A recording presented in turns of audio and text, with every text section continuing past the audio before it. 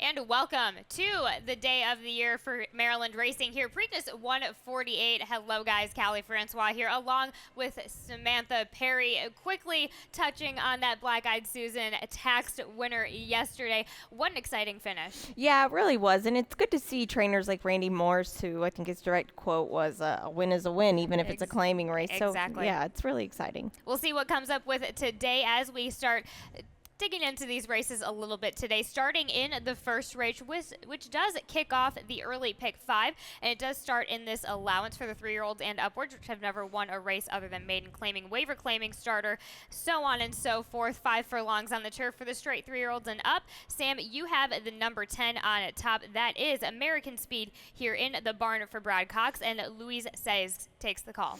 Yeah, and I just kind of thought this horse was going to live up to his name, American Speed. This is seems to be kind of the controlling pace of the race. There are some others who maybe could play along with him a little bit, but I know the 10-post position, it's really not a place you want to be for a 5-furlong turf sprint, but I think that this horse has enough gear to get it done, and I like the cutback for him. I agree. You also have the number 3 underneath in Rock the Boat for Robbie Bales. Horacio Caramanos gets the call. A decent enough effort, but I think that was the second try in 2023, first coming off the layoff, is going to be okay. Robbie Bales, his stats honestly have been dripping a little bit, down a little bit lately. 1 for 15 as of late, first after the layoff, so we'll see. But this horse as of individual is okay off the layoff. Yeah, and I like the fact that now he gets back to the grass course, too, where he does his best running. Exactly. Let's go ahead and carry on to the number 4, who you have on the outside. Peruvian Lucky for Ignacio Carreras with Vincent Chominot. Coming out of a first-time win over at Turfway Park and gets the grass. Last time we saw this one in the grass, it was a good effort at Colonial. Yeah, it really was, and that's a tough course to run on. Those maiden special weights, they're tough there because it's such a nice grass course. He gets back to the grass here today. He's got the tightener under his belt. I think he could be dangerous. Speed has been holding, so we'll see what carries on in that dash on the grass first race that kicks off the early pick 5. Let's go ahead into race number 2 that does start the early pick 4 in an allowance optional claiming 40, going 1 mile and 16th on the dirt for the 3-year-olds and up. Sam, you have the number 5 on top. Iowan for Mark Salvaccio. Tyler Connor comes in for the ride. Yeah, I think that this horse, if you're playing the early pick 5 or if you're playing the early pick 4, this is a single. This horse, I think he's just too good, and he's won 15 races. This is just an iron horse, and you love to see that. Mark Salvaggio, normally he hasn't run too much here for the Pimlico meet at Preakness, specifically the week prior to Preakness here, but has always been typically shipping well whenever he comes into Maryland. It's always a good sign that Tyler Connor comes in for the ride as well. Again, consistency. I think the track is going to suit him today. The track is labeled fast right now, but we'll see what comes up with the potential precipitation in the afternoon. We're going to check out to see if that track possibly maybe into good, and when it comes to that, he's okay on a possible wet dirt here early in the day on Preakness 148 day. Sam, you also have the number 1 on the inside, and it's Cerrifos for Graham Motion, John Velasquez. I also take this one underneath. I think it's the first after the layoff that does it for me. I think he returns to an okay surface that he enjoys. Yeah, he does. He's 1 for 1 here at Pimlico, and that's a good indication of how well he likes this track. And last time he was here, it was a sloppy track, albeit, but still, horses are creatures of habit. He gets Johnny Velasquez in the saddle. I think a lot of things could go right. I think agreed. Well worded. I think a lot of things can go right. Let's talk about the number 3 Be Better for Brittany Russell, having 3 wins yesterday. Javian Toledo takes the call on this one here today. Ran well on an off track last time out. I think it's the same type of situation as the Grand Motion horse we just discussed. I think everything is going to be turning in a good direction for him to really get into prime today. Yeah, and you won't be getting a good price on it either. No, though. Yeah, not at all. Yeah, that's the biggest thing that I think the 3 and the 5 will probably be the 2 most heavily bet. And there we have it, Sam Perry with 5-1-3-7 there in race number 2, which does kick off the early pick 5. Let's go ahead and take a look. We've got a ticket from Naomi Tucker that just popped in for us. First leg, she goes 5 and 6. Race number 3 in the second leg here in the maiden special weight on the grass. 3, 4, 5, 10. Race number 4, she goes 3, 4, and 6. I can't wait to see her top selection. We have a nice video coming on that in the Sir Barton to kick off our stakes action here on Preakness Day. And of course, she singles in race number 5 on the number 6 in Tequilarera for Michael Matz there in the 5th. But let's turn around. Let's kind of turn back around. Let's talk about the second leg here in that early pick 4 in race number 3. In this maiden special weight, I'm actually looking very forward to this race, a mile and 16th on the turf for the 3, 4, and 5-year-old. Sam, you have Way Hill Road on top. This is a fourth-time starter for Shug McGahee. He gets Tyler Gaffleon, but also gets grass for the first time. Yeah, I have been dying to see this horse on the grass the past 2 starts at Gulfstream Park, and I understand the Shug McGahee barn by putting this horse on the dirt. The grass will always be there. That's something you can kind of revert to a bit later, and this horse being a half to Midnight Bourbon and Gervin, you would expect him to kind of pick up his feet a little bit on the grass, on the dirt track, but he hasn't. He's got a huge turf foot, extremely long turf pasterns. I cannot wait for this horse today. Even his name, Way Hill Road, it just sounds like a turf horse yeah. name. Absolutely. That tracks very well. Let's talk about the number 9, who I'm extremely pleased that you have this one in your exacta. Headline news for JJ Toner. Georgie Rui gets the call. I just got some inside information. The barn is a fan of this first-time starter. And that's always a good sign. And Jimmy Toner, wow, he had an incredible Gulfstream Park meet. I don't think he's won that many races there in a very long time. He does great work. His assistant, Amber, she did incredible work. And they're no stranger to this family as well. This horse is a half to Master of the Senate who won a couple races at Gulfstream Park as well. And he's coming into this as a gelding, which I love that angle. He's had solid drills at Palm Meadows before shipping to the Fair Hill track and then being trained there. I'm excited for this horse as well. Very much. I can't wait to see what that one looks like when they start walking in the paddock. Sam, you also have just to the outside in the number 10, he's got swagger for Ken McPeak. Flavian Pratt, of course, winning the Pimlico Special yesterday. Let's see if they can get the job done in this maiden special weight. Yeah, I think they're going to have a really big day today, Kenny McPeak and Flavian Pratt. And Pratt specifically. This is a horse that he's been facing some pretty nice horses as of late, and he got in a bit of trouble in his last 2 starts. If he gets clear sailing today, watch out. I think this horse is kind of going to be a deserving favorite. There we go. Samantha Perry, 4-9-10-1 there in that maiden special weight. Second leg of the early pick 4. Let's go to that third leg in race number 4. Of course, starts off, as I mentioned, our stakes action in the Sir Barton, sponsored by Brandon and Diana Perry to benefit the TAA on this mile and 16th for the straight 3-year-old. Sam, you have the 6 and the 4. Let's go ahead and take a look at that at Arabian Lion and Dennington, who Arabian Lion finishes 2nd, Dennington finishes 4th here at Keeneland in mid-April. Yeah, Arabian Lion looked like he was just going to take it away. Now, thank you guys so much. Dennington, we see just kind of grinding away in the back. And first mission, we're not going to see in the Preakness. That's the inside, the winner. Arabian Lion is just kind of hanging a bit. I don't think he wants to go a step over a mile. He's a bet against for me. I like the way Dennington kind of just grinded down late in the stretch. This horse needs to be closer for this race here today. It's a 6-horse field. You can't let him get away from him. Flavian Pratt gets aboard. I think this horse with a solid trip and he can kind of stalk his inside opponents will be really tough. And I love the rider switch here. It's a last-minute rider switch. Again, a successful last-minute rider switch, of course, of Pratt, 2 for 5 as of lately with McPeak on the dirt, of course. So that's a pretty nice as well. Let's talk about Tappett's Conquest for a second. With Brad Cox, Louise Sayes takes the ride on this one. Of course, this one is going to need a bit of an uptick, but I think the return to a listed stakes is really just the biggest giveaway for this guy. Yeah, and I think Kelly and I we both talked to Brad Cox over the week here, and he said this is the race that he went in just because of the distance alone. He kind of thought those races in Louisiana were maybe the last one specifically was a bit too far. But my biggest concern with this horse is he's kind of turned into the Brad Cox barn sparring partner with his really nice horses. Right. When you watch those Derby works a few weeks ago, this horse was always just kind of getting just beat up on by those Derby horses, of course, Angel of Empire and Jace's Road. And sometimes I think that can kind of hurt a horse's confidence here. I trust Brad Cox's horse will look phenomenal, and he has looked phenomenal training. Sure. I don't know. I get that. Yeah. I absolutely understand that. And it is frustrating. To be honest, it's a bit frustrating when you see these horses just constantly kind of in no meaning set up for failure, but it's tough. It's tough to rise to the occasion after kind of all that, a bit of mental beating. So. Yeah.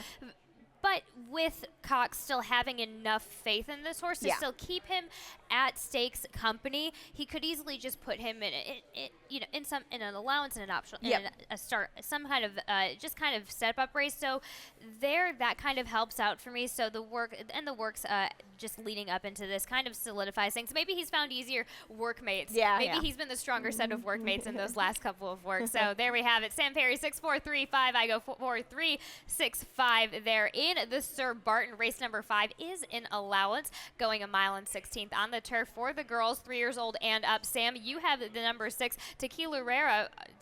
On top for Mike Matz. Tyler Gaffleone takes the ride. Joel Rosario put in a really good ride in between horses. I thought I was very impressed with that performance last time out. Yeah, and it was off the bench, too, as well. We haven't seen this horse since early December in Gulfstream. Before that, I actually scratched into this horse. As far as a betting race goes, this one was a bit problematic for me. I do think that this horse can get loose in here, and you want the speed here. Well, and the speed has been holding. And I think what I think happened with it was very speedy. The turf was very speedy yesterday. Speed held in my definition of that. And I think just due to the rain that could potentially be coming, the moisture in the air already, they may not have watered the turf as much as they did. So Jocks saying yesterday, it wasn't super rock hard, but it was beyond firm here yesterday. So if there's any kind of traction with that, it's going to fit this horse right up the alley. So let's talk about a local horse that you have in your exacta in Nicolar for Ferris Allen. Luis Saez gets the call on this one. A win just last out in that last race before the winter break. We return on Preakness Day for that first one of 2023 for Nicolar. Yeah, and this is a horse that you're really familiar with, so maybe you should be talking about it. I like the fact that this horse has just been consistent. Yeah, there's a little bit of a layoff to come into here, but I think as far as a group like this is a good starting point. It's an okay starting point. My only concern with this one as an individual, you look at his first off of the layoff, and he was like that also going into his 2021 year. I just personally think this horse needs a race. However, it depends what kind of ride size gives this one. I think he's okay coming from behind. He's clearly okay coming from behind on a turf race like this. So for me, it's just to kind of sit around and wait. However, Ferris Allen 3 for 19 lately from Laurel to Pimlico, so that's 16% in the winner's circle as of late. And I'm just doing the quick math in my head. 9 for 19 in the money from Laurel to Pimlico as of late. So great horse to have underneath, Sam. Yeah. You also have the number 2, Sake, for Ignacio Carreras. Vincent Shominode gets the call. Keeneland, last time out, 13th of April. A decent effort on a track with some moisture in it. I don't think he got his ideal trip in that effort. Yeah, and I think that was a good leg up coming into this race as well. That was a tough race he was in at Keeneland, and now he gets a pretty firm turf course, which I think he'll appreciate. I think he'll love it. Yeah. So there we have it. Sam Perry, 6-4-2-7 there in race number 5. Race number 6 is... We're back on stakes action in the Grade 3 Chick Lang, presented by Case Tractor. 6 furlongs on the dirt for the straight 3-year-olds for this $200,000 purse. Sam, you have the number 5, Super Chow. Let's go ahead and take a look at Super Chow back from the 18th of March, all the way back in March here, approaching the stretch. Yeah, this has been such a cool horse for Jorge Delgado and Chantel Sutherland, his regular rider. Unfortunately, she had to have surgery. She had a spill the other day at Gulfstream Park, but she will be here. This is a horse that he always would come from the lead. Always. He was a need the lead type, but in that last race, and we just saw the stretch run, and it was still a game when he put away his opponents easily. He did not break. He broke extremely flat-footed.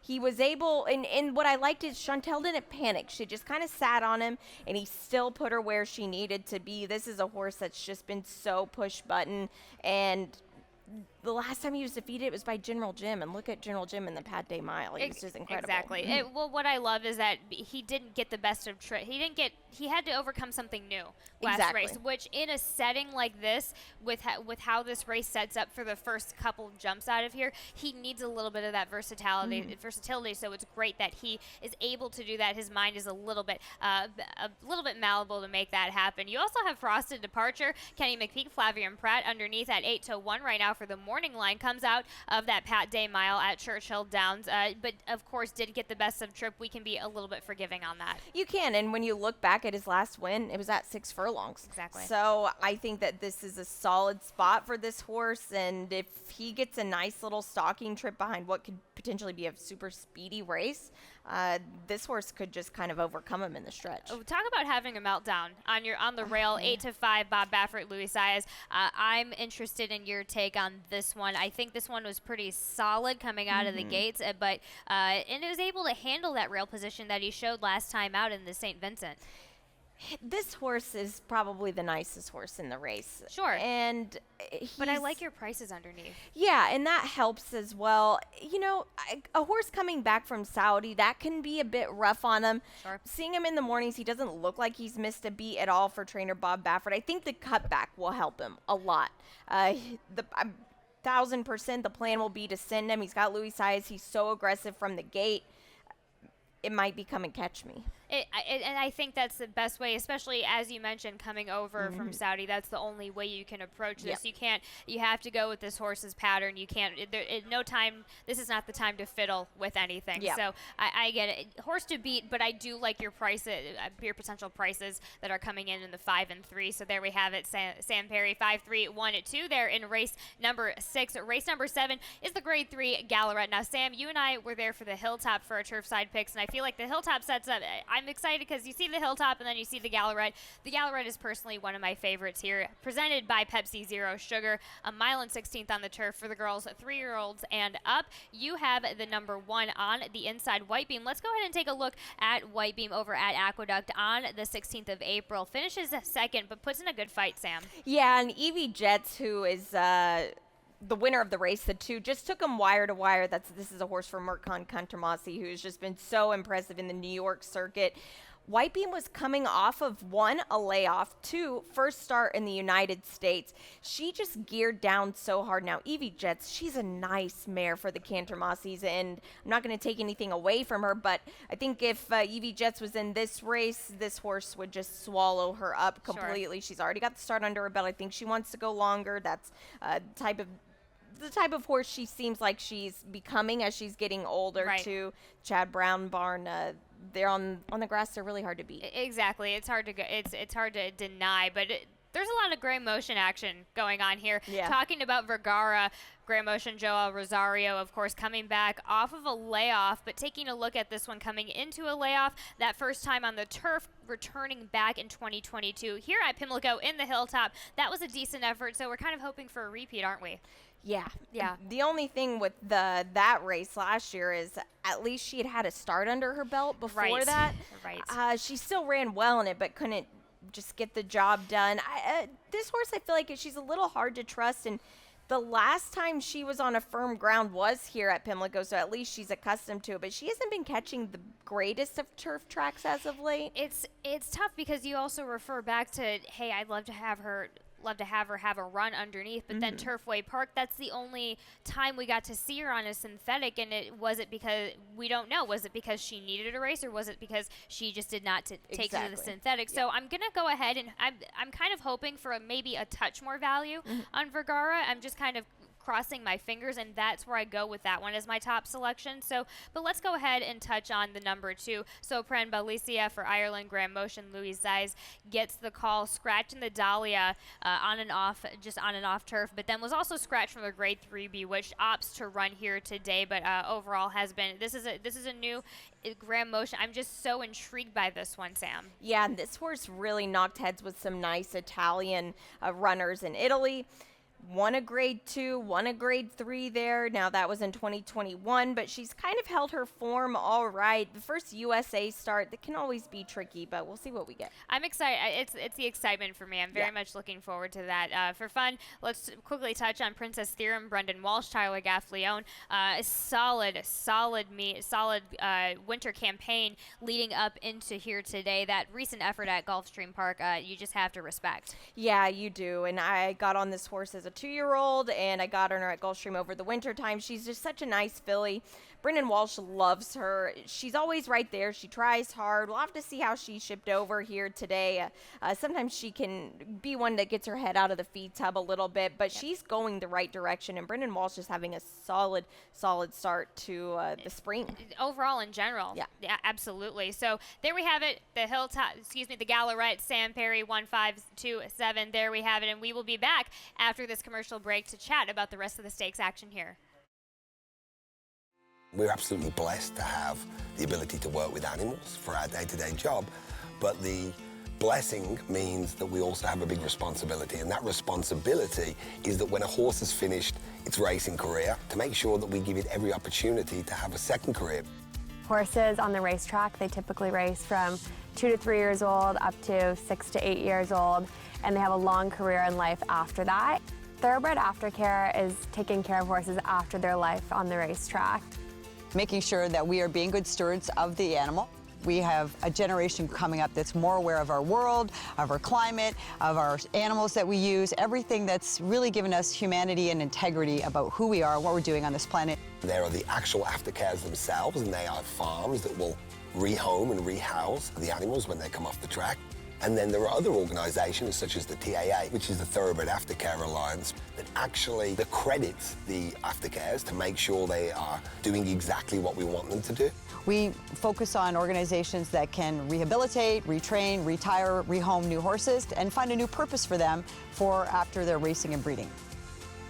Any animal that's willing to let you ride it or use it for work, we owe that animal everything we can do to make sure that trust is repaid.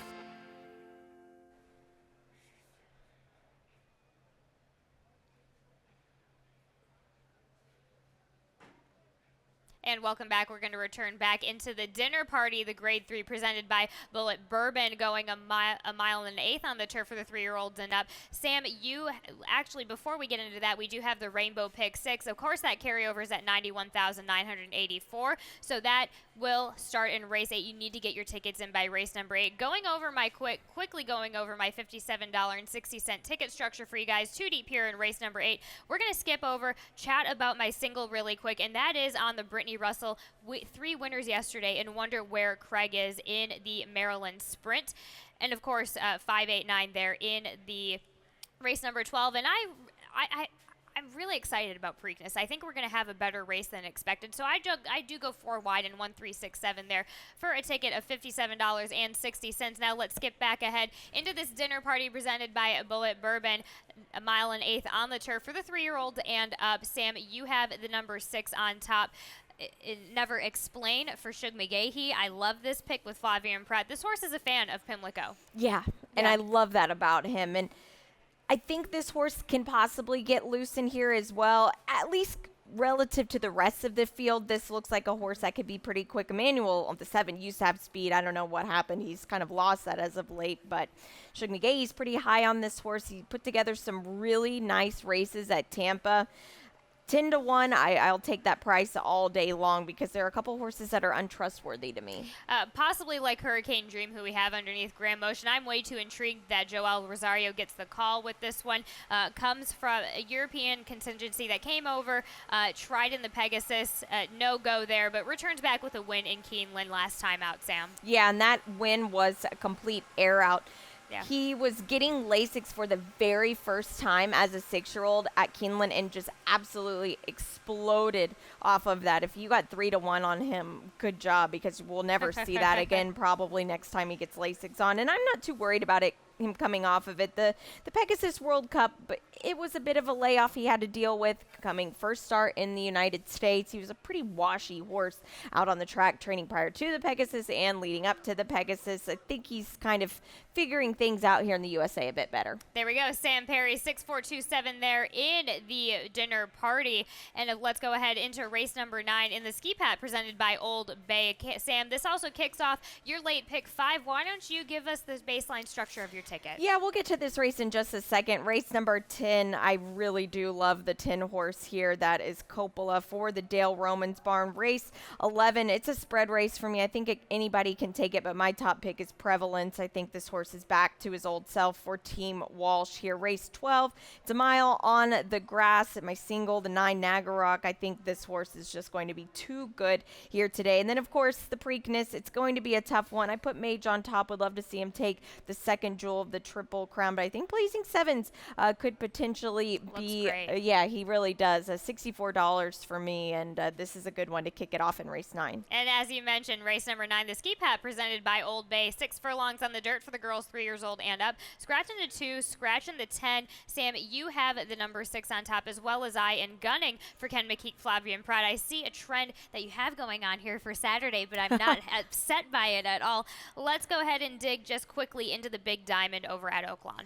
This is a horse that I think she's just getting better as she's getting older. I don't like to see horses as a 2-year-old and come back as a 3 just plateau. She's gotten better since her 3-year-old career, and she's kind of continuing to trend on that upward path. She's also a half to Mage. Yes. So that's interesting as well. Kind of a given there. There we go. You also touch on the number 3 really quickly. I'm the Boss of Me for Greg Compton. Gets Irad Ortiz Jr. in the saddle. Coming off of a win, trying to get 2 in a row, where Greg Compton is pretty good at that stat. Yeah, he is. And he's a local Arkansas guy. I hope to see him out here. He helped me a lot whenever I was starting racing with galloping. Irad Ortiz gets aboard. I think that means this horse is live. There we go. Sam Perry, 6385 there in race number 9 in the Ski Pat. Race number 10 is the Jim McKay Turf Sprint, presented by Guinness, of course. 5 furlongs on the turf for the 3-year-olds and up. Sam, let's go ahead and talk about your top selection in Coppola here on the outside. Take it away. I want to hear your thoughts on this Dale Roman starter. Well, I'm glad you've got him on top as well. There's so much speed in this race, Callie. It's going to be so quick. Johnny Velasquez rode this horse last time and even got into some trouble and was still able to win by 4 on a 5.5 furlong sprint at Churchill. That's not an easy thing to do. No. This horse did it with ease and style. I think 6-1 would be a gift. I don't foresee us getting anything like that. Not at all. You have a stat, though, on the number 3 in your exacta. Artemis City Limits for Mike Maker, and Irad Ortiz Jr. takes the call. Yeah, this is with Mike Maker at Pimlico with non-graded stakes. He doesn't have the strongest type of stats with this. He's just 2 for 13. With Mike Maker, I thought it would be a bit higher than this, especially on the grass. I would have to agree with that. So, especially coming over, he has, especially Keelan to Pimlico. He's been 3 for 8 as of lately, and in the winner's circle, as you mentioned, then 5 for 8 in the money as of recently. So it's going to be interesting to see what we get from that Shakertown effort. We're going to be seeing better, and I think that, quite frankly, typically he's better off of the layoff, but I think we needed that kind of experience for him. My only concern is that inside post, but we'll see what happens. I think he'll be able to handle any kind of challenging speed that does get to him should he get there. Sam Perry, 10-3, 113 there in the race number 10. Let's go ahead and kick on over to race number 11. This Grade 3 Maryland Sprint presented by Big Ass Fans. Let's go ahead. 6 furlongs on the dirt for the 3-year-olds and up. Let's take a look, of course, at Wonder Where Craig is, just coming back in 2023 in an exciting fashion, Sam. Yeah, and what a cool horse from the Brittany Russell barn. This horse just keeps on winning. Doesn't matter the track, doesn't matter the country, really. He ran actually deceptively well in 2022 in the Golden Shaheen. Yeah, I know it was 10th, but Switzerland, trained by Bupat Shimar, is just such a nice horse. Was 2nd in the Golden Shaheen this year. Wonder where Craig is. You don't have to wonder where he is. He's in the front. There's no curiosity there. So he's going to the front, not looking back. He ran Brittany's first comment after he crossed the wire and came to the winner's circle was that this horse ran so hard. I think she was hoping for a little bit of a longer time in between races, but she has the outside post. We're going to have some words on later on in the afternoon from Brittany on Craig, but really no question there. You have the number 2 though on top on the inside in Prevalence for Brendan Walsh. He gets the blinkers on with Irad Ortiz as well. Yep, and it's a bit concerning the fact that Tyler goes to the Wesley Ward horse here. Tyler is usually Brendan's go-to guy, but Irad Ortiz, he's aggressive enough for this horse. He's never tried the 6 furlong distance before. He's tried 6.5. I think this horse might be back, and at Gulfstream we joke around back and forth about this horse. Just he hasn't really gotten back to that form as a 2 and a 3-year-old, but his works are indicating that go means go today. Those works also could have won with the blinkers on as well, especially that gate work, 5 furlongs, 59 and 2 at Keeneland, and just a 5 furlong work to kind of back things up, tighten the notches on that one. Let's talk about the number 8 just really quickly. And straight no chaser for Dan Blacker. John Velasquez gets the call. Just really coming strong, super flashy number. Do you think we'll see that performance again? It's hard to say. Right. The Oaklawn track can be a bit of a deep and taxing track, but he just exploded last time, and that kind of put away the naysayers with when you run in California and you're only knocking heads with California horses. Exactly. You can't beat anywhere else. Osborne for trainer Ron Moquette, it's not the strongest of horses that he'd put away, but he still aired him out, and Johnny Velasquez stays. There we go. There we have it. Sam Perry, 28710 there in the race number 11. Race number 12 is the James Murphy presented by Four Seasons of Baltimore. 1 mile on the turf for the 3-year-old. Sam, you have the number 9 on top. Nagarok for Graham Motion gets Flavian Pratt here, and the blinkers on as well. Yeah, this horse is a nice horse. I think that he's coming into this race sitting on a big one. He beat Webslinger. Webslinger, of course, was so impressive for Mark Cassie and DJ Sables in Churchill, taking the graded stake there. Blinkers on. That was Flavian Pratt's idea here. Just keep him a little bit more on the muscle a bit. I love the post position draw. He's got this Transylvania under his belt. I think an 8-5 morning line is a deserving spot. You also have a Western Yarn. Arnaud Delacour having a win yesterday with a bit of a price. Daniel Centeno takes the call here. Comes off of a stakes action in the Columbia at Tampa. I feel Delacour, Maryland, you can't go wrong there. Especially on the grass. He's Yes. just really proven a staple in grass racing as of late. And the word on the street is this horse has been working impeccable lately. There we go. There we have it. Sam Perry 9318 there in the James Murphy. Let's touch on race number 13. The game that we're all here for, the Grade 1 Preakness Stakes going 9.5 miles on the turf. Of course, this is the Jackpot Super High 5 race. We have a carryover of 26,720. But Sam, let's get back to business. We do have a scratch in first emission on the outside. Let's go ahead and touch on Mage here today. Gustavo Delgado, Javier Castellano. You've been out there on the track more than I have. How's he looking leading up? He looks good, and he's kind of an unassuming horse, but he's an athlete. He really is. Just watching this horse grow and develop since breaking his maiden on Pegasus Day at Gulfstream, he's just done so well and done everything they've asked of him. Him not breaking from the starting gate, I think, has been such a blessing in disguise for him. It's a smaller field today. I think he'll get out of the gates quicker. We'll probably see him sitting closer, about like his maiden victory. That worries me a little bit. I would love to see the Connections take it. So excited for them today, and he looks like he hasn't missed a beat from Churchill. Let's see. Let's find out. Blake, a couple words on Blazing Sevens, Chad Brown, Irod Ortiz Jr. From what little of I saw of training, he looks phenomenal out there. He does. Yes. And this is a horse that I just can't ever seem to get on the right side of. Now, he's only won 2 races. He was super precocious as a 2-year-old and then was really, really nice in the Grade 1 Champagne, but that was in a sloppy track. He's got the bluegrass under his belt. They opted, it just put a line through the fountain of youth because that was just, I think it was just a product of, he was ready and he was fit enough, but I think just his 2-year-old campaign kind of took a bit out of him. Now he's got his feet under him. He gets Irad. Irad was able to find out kind of what was in the tank last time, and I'm expecting a big effort. Sam Perry, 3716 in the Grade 1 Preakness. Now let's go to another Grade 1 to wrap things up in the UAE Derby there in race number 14. Sam, you really honed in on this race. I'm going to let you take it away a little bit here. Starting with the 7 horse, you said you had kind of a ring in or a shoe in.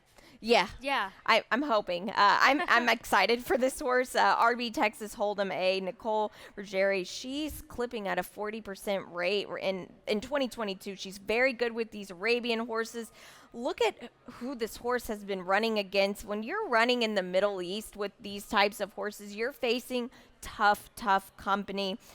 Yes, he hasn't hit the winner's circle in the Middle East, but he had hit it in Houston. I love this distance for him, this 1 mile and a 16th. And I think there are some horses in this race that aren't really suited for that 1 mile and a 16th distance. Correct. So there we have it. The 7-horse there in the UAE Derby for Sam Perry, and we're going to wrap things up. Best of luck to everybody out there today. Remember, the jackpot super high five is in the Preakness, and we are excited for the rest of the day. So thank you and good luck. Let's head on over to Dave Rodman for some more changes and scratches.